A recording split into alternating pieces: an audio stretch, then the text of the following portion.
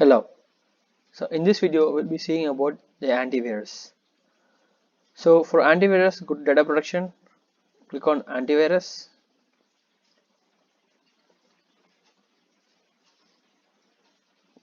and here you'll have the antivirus tab. So the antivirus tab has policies, reports, directed threat, ICAP servers, and settings. So here you can create an antivirus policy on one particular path, and you can leave this policy to run on that particular path on regular basis. So there are several ways where you can go for an antivirus scanning. The one way is this, creating a policy.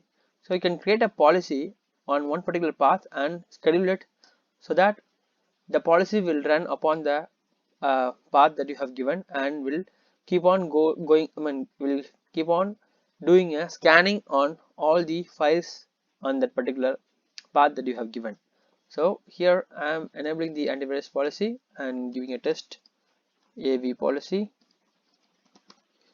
and description I'm leaving it, path, so I'll give IFS data SMB CLI. Now so it's asking for regression depth. So on what depth you want the antivirus to be scanned. So you want a full regression, then this will go till the last level subdirectory available inside this folder, and I mean the SMB-CLI folder. So when there are large number of directories inside, when the subdirectories inside one, then it may affect the performance of the cluster. So if you want to limit it to one particular depth, then you can give this option as a limit depth, and you can mention the numbers of folder that it has to go, I mean the depth it has to go. If it is given 5, then it will go 5 subdirectory level and go for a search, and if there are more than 5, then it will not go for those directories. It will leave and will go only to up to level 5 of subdirectories. Coming down, schedule settings. So if schedule it according to so here enable force run of the policy regard, I mean if you have any impact. So let's say if this particular policy is passed and you want to go for a force run, then you can enable this option. So this will go for a force run when the impact policy is passed. And schedule, you can give the schedule at what time you want to run this policy, and you can give the schedule. So according to the schedule, this policy will run against this particular path and will keep on scanning all the files inside this path. So this is one particular way of scanning the files. And reports, here you can see the reports. I mean once this policy is completed, that particular policy will have a report here and you can check the report. And third tab is detected threats. So whatever threats that is found by this antivirus will be saved here in this particular tab, and you can do actions on that. There are several actions like quarantine, delete. So these options are there, so you can do according to the option that you need.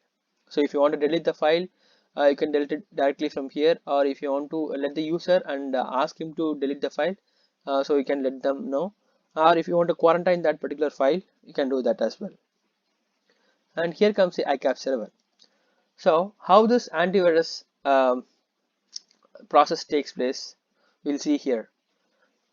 Antivirus ICAP server, I mean the antivirus software is installed on these ICAP servers. We need to configure those ICAP servers here. So ICAP server may be a Windows server or any kind of service. In that server, you'll have the antivirus softwares installed, and one of us Isilon will send the file which needs to be scanned to this ICAP server, and in the ICAP server we have the antivirus software installed, and there it gets scanned and come again back to the Isilon. So this is how the antivirus scanning happens. Isilon sends a file, scans in ICAP server and sends back to the Isilon itself. So here you need to configure the server IP with the port. So you need to mention the IP and give the port. So the ICAP server, number of ICAP server is based upon the number of nodes that you have, or number of huge number of directories and files that needs to be scanned. So according to that, you can add ICAP servers. And coming down, we have the settings. So here the settings, you can see the service of this antivirus has to be enabled. And so here you can see the default actions. So if you want whatever actions that you want to take upon finding a detected file, I mean the thread. So here you can see the repair infect file or truncate repair if not possible. So this option will try to repair the infected file. If it is not able to do, then it will truncate. And the second option is repair infected file or quarantine if repair is not possible. The same way, it will quarantine if it is not possible, and repair infected file or generate an event if repair is not possible. Then it will generate an event to administrator saying that the repair is not possible for this particular file. So if this repair is or if it is able to repair it, then the file will be normal. And attempt to truncate when file is thread found, and generate an event but do not quarantine the file. So these are the options that you can do. So this is a common settings if of files that are being scanned in this way. So the other way is the one way is creating policy. The other way is here. Let's see that. Before that, we'll see maximum file scan size. So what is the maximum file scan size? Let's say if you want to limit files which are huge in number, so that scanning those files will take a lot of time. So I want to limit it to, let's say, 500 MB. So if there is any file um, more than 500 MB, so that particular file, those files will be uh, ignored.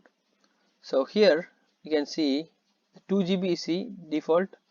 So setting the maximum file size to greater than 2 GB may cause scan large files to or timeout fail.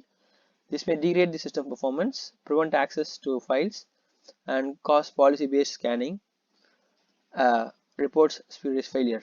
You should do this only if you are certain your ICAP servers can successfully scan files rather than 2 GB. So in this case, it says that if your ICAP servers are capable enough to send a 2 GB file or more than that and successfully scan, then you have to go with that. Or it's always recommended to have a file limit of below 2 GB. Coming down here, you have a path prefix. So which path you want to add, and you can add it here. And enable filter if you want to filter any kind of, let's say I want to filter the files that matches. So I want to add filters for let's say PDF files, PDF file. I want to, so let's say I want to remove, I want to filter the PDF files. I don't want to scan them, so you can give the filters option. Coming down is the other option that I told, on scan, on access scan.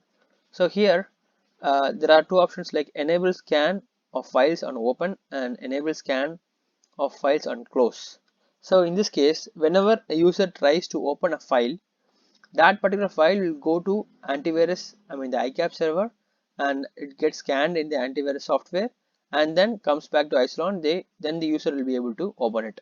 So before the open of that particular file, it gets scanned. The other option is enable scan of files on close.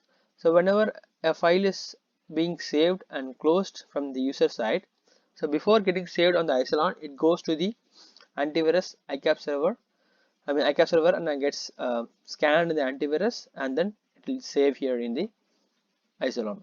So it's always good to go with the scan of files on close, because so when you have scan of files on open, when a user tries to open a file, the file will will not open, rather it will go to ICAP server, get scanned, and then it will open. This will have a small performance issue to the users. So it's always good to recommended to go for enable scan of files on close. And here enable file accessing when scanning. So let's say you can give this option when the file is being accessed. Let's say one particular file is opened by user and the same file is being accessed by another user. Then if you enable this option, enable file access when scanning fails, so that means, so when the scan fails also, the user will be able to access the file. So that is the option. If you want to enable this, then you can enable this option. Coming down the reports, the retention reports, so how much time the reports has to be retained. So you can give 1 year, 2 year, and you can also give the days, hours. So up to that period of time, the reports will be saved. The antivirus reports will be saved. So that's it on the antivirus part. We'll see you on the next lecture.